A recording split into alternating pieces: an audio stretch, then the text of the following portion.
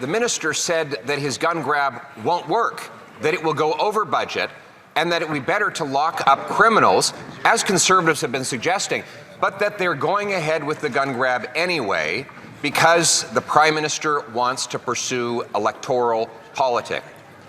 Electoral politics, Mr. Speaker.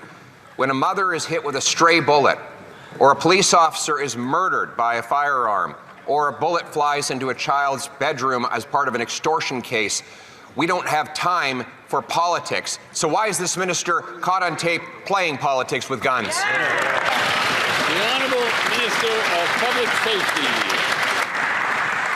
Mr. Speaker, in order to have a real conversation about crime, we need to have a real conversation about guns.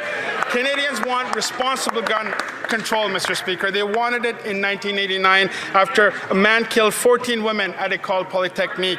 They wanted it after 6 people were murdered at the Quebec City mosque shooting, and they wanted it after the biggest mass shooting in our history where a man opened fire and killed 22 people in Nova Scotia.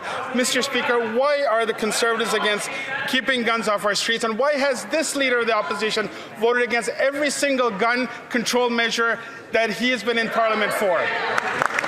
The Honourable Leader of the Opposition.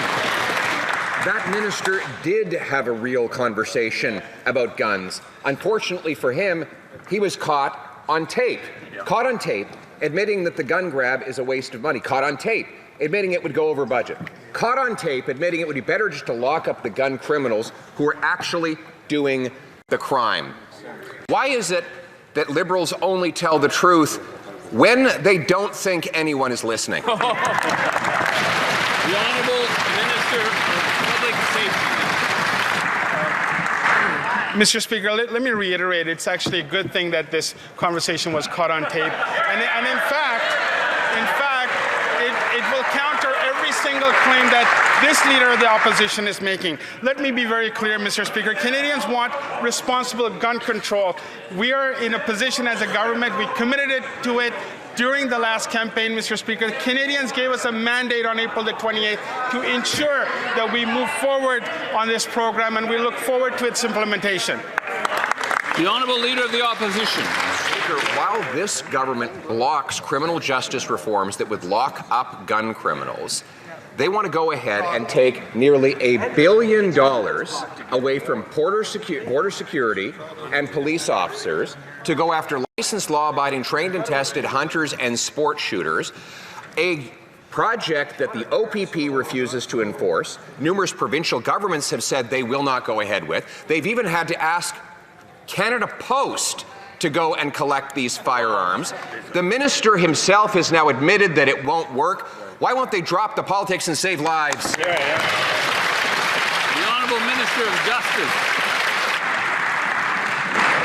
Mr. Speaker, if the member is concerned about advancing legislation that's actually going to keep Canadians safe, he would work across the aisle with us as we seek to table legislation during this legislative sitting to ensure that violent repeat offenders are kept behind bars, to make sure the most serious offenders are actually facing stiffer penalties. But, Mr. Speaker, it is hard to accept criticism when it comes to keeping our community safe from gun violence from a member who for more than 2 decades has voted against the very specific measures that are designed to take guns off our streets, and he has voted repeatedly on the measures that will weaken our border to prevent the inflow of guns in the first place. The Honourable Leader of the Opposition.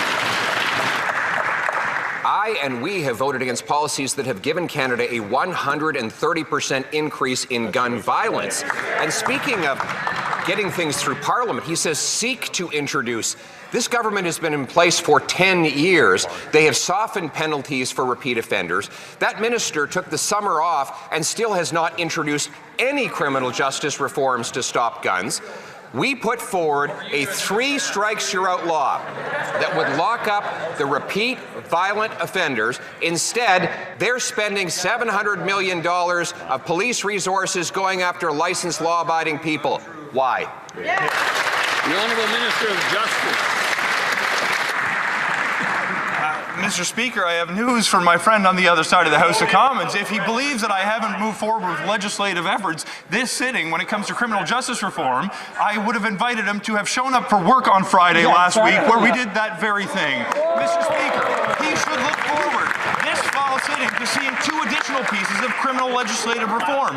One on bail and sentencing that will make sure violent repeat offenders are not walking amongst our streets, and a second that will protect those who are at risk of intimate partner violence or at risk of being victimized by sexual offences. And when it comes to the summer, I was meeting with law enforcement and provincial counterparts. He was fighting for his job.